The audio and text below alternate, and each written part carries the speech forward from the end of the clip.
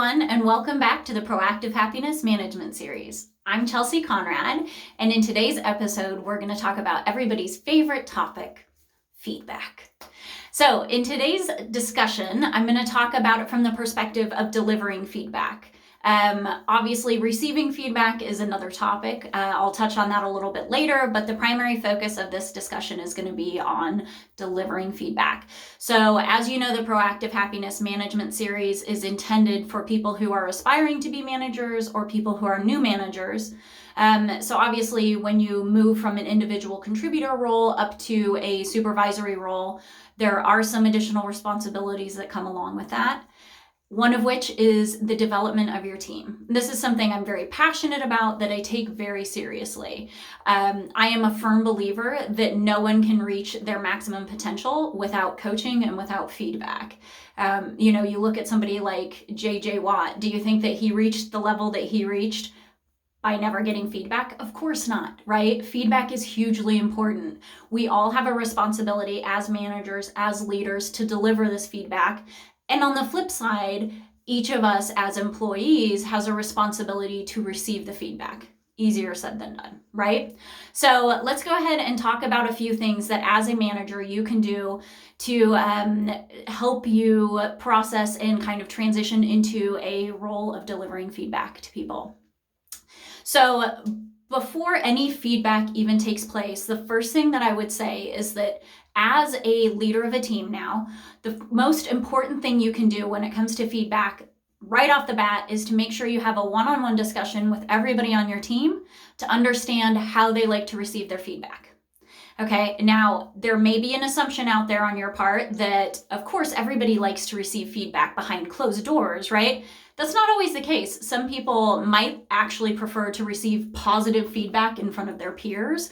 Some people may be completely uncomfortable with receiving even positive feedback in front of their peers. So the conversation needs to take place. Don't make any assumptions, because you don't know unless you ask. So that's step one. All right, the second thing I would say is that when it comes time to give feedback, one, never give feedback in an emotional state. So if you are really upset about something that's just happened, take the time to step away, process it, decompress, and then go through the next steps that we're going to talk about. The next step that I want to talk about is checking your motives, as I call it. So this is where I always encourage people to really take a step back and think a little deeper about the feedback that they're about to deliver. Why are you giving that feedback? Truly, why? Down to the level, the deepest possible level. Why are you giving that feedback? Why does it matter to the person you're giving the feedback to? Because as somebody who's going to walk into your office and get feedback, if you can't tell me or make it very abundantly clear to me why you're giving me this feedback, all I'm going to hear is that I suck. So what you have to do is that you have to make it really clear the impact to this person and why it is beneficial to them to make this change or to make this improvement. Show how it's going to impact their career, their progression, their relationships with others, their opportunities for advancement, whatever the case may be. So all of that being said, if you sit down and you think about this before you have the conversation and you can't quite get to a reason, or a motive rather, maybe you don't need to be giving that feedback, right? Are you being nitpicky? Is it something that really doesn't matter in the long term to this person's career and to their development? Check yourself. Maybe you don't really need to be giving this feedback, and maybe it is just you being nitpicky. We all have a tendency when we move from an individual contributor role up to a supervisory role to be a little nitpicky at first, because we're so in the mindset of the attention to detail, the preparation. You've done certain things a certain way for years. You're super proud of the work product that you've always produced. So when you move into a review role to be the person who is going over all of this stuff, we all have a tendency to be a little bit nitpicky and to focus on things that really aren't value added. So just question yourself and make sure that when you're looking at delivering this feedback, that your motives truly do have the best intention of the person that you're talking to at heart.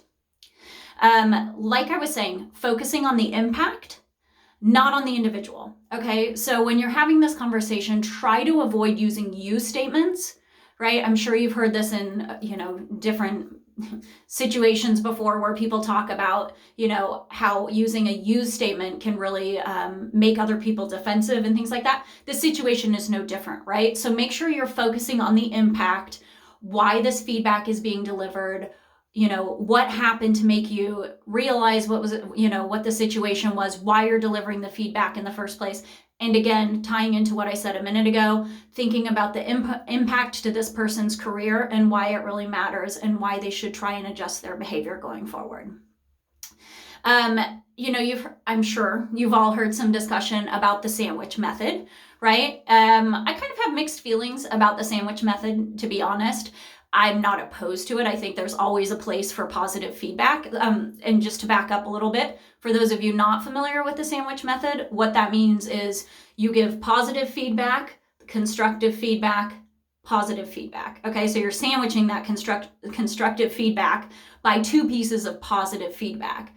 Now, the problem I have with this is that it doesn't really matter what those 2 pieces of positive feedback are. When that person leaves your office, if you haven't done your job well, all they're going to hear in their head was that piece of constructive feedback. And they're just going to think that they're terrible at their job and they need to just give up, throw up their hands and walk out the office, right? So I have mixed feelings about the sandwich method, but I'll leave that up to you.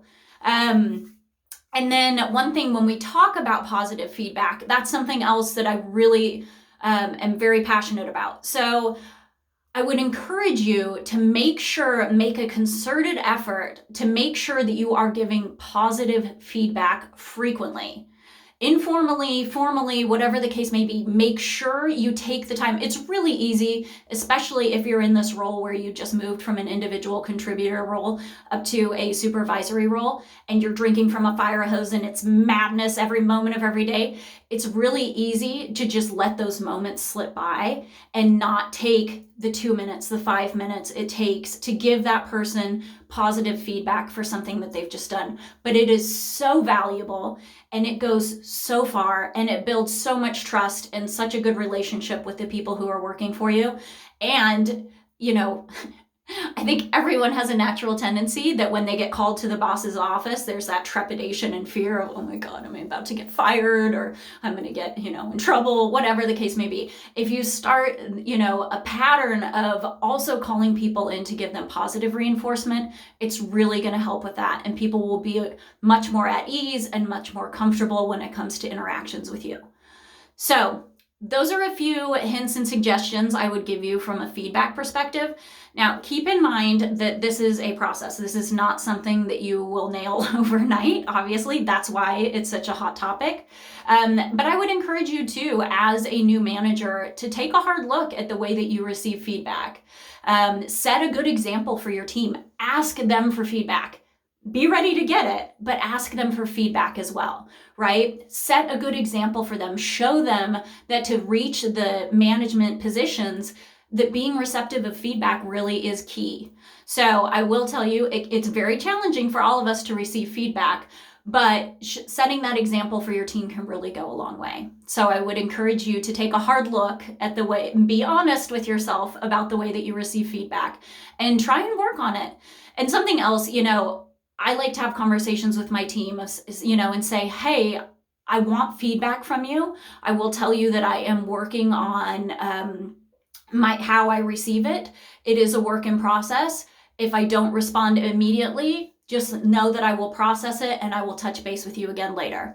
And then if they do stick their neck out there and give you feedback, please make sure you take it to heart and take action on it. That goes so far with your team and it really means a lot to them, especially because, as we all know, it's not easy to give feedback and it's doubly hard to give it to your bosses. So keep that in mind. So hopefully you have found something interesting and valuable in today's episode. Don't forget to subscribe to our channel so that you don't miss any future episodes of our management series. We look forward to seeing you next time. Have a great day.